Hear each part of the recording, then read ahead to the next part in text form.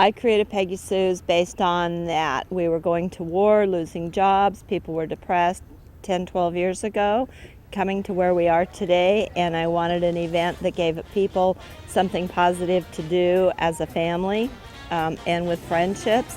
And by coming together and making new friends and finding a new hobby, maybe going back to work on Monday with something positive they did for a couple days. If somebody had something positive to talk about for 2 or 3 days on the beginning of the week, I felt we'd given them something to look forward to, and now people talk about it all year long. It's a lot of different charities we do. We don't just do one, but we try to help.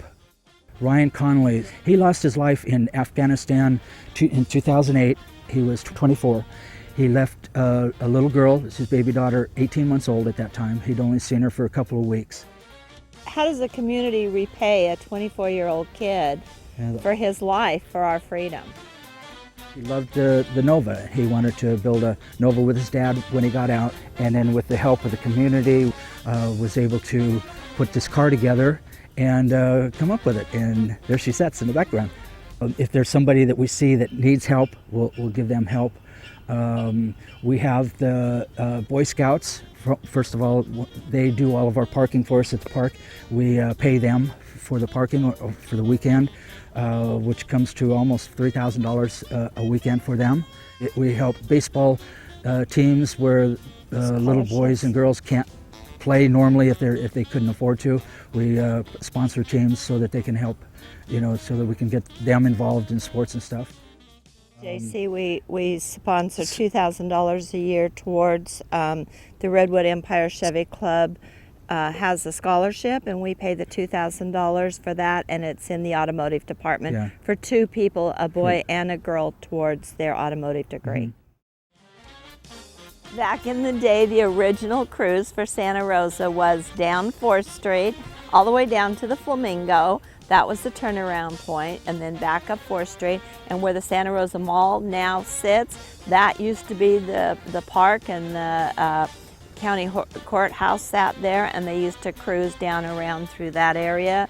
So these people that are 50, 60, 70, 80 years old are now coming back to Peggy Sue's to cruise what they originally cruised back. And some of them are driving today the car they drove then. I found it online, and it was in Sonoma, and a guy was building it for his wife, and she woke up one morning and says, "I don't want that car anymore." So I went over and looked at it, and it was sitting under a tree, and I asked the guy if I could wash it.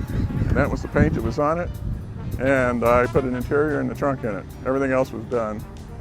Got my car 2 years ago, bought it online out of Kansas. I like the two-tone color of the green and like the looks of the car. So I bought it online, had it shipped out. That's why they're out here, everybody's showing off. It's just like being in high school again. You go back, you get something that you like, it looks good, you cruise around. Well, you worked every weekend on it for 2 or 3 years just to get it to this point, and do what you can. When the money comes in, you spend it. But it's never finished. Everybody loves cars, they really do. They may not know anything about cars, but they love the looks of it, and they love it.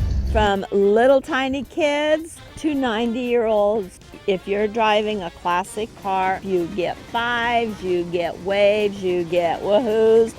Everybody responds to a beautiful car, and that's part of the American heritage of these automobiles. Find out how to help the Peggy Sue Foundation at PeggySue'sCruise.com.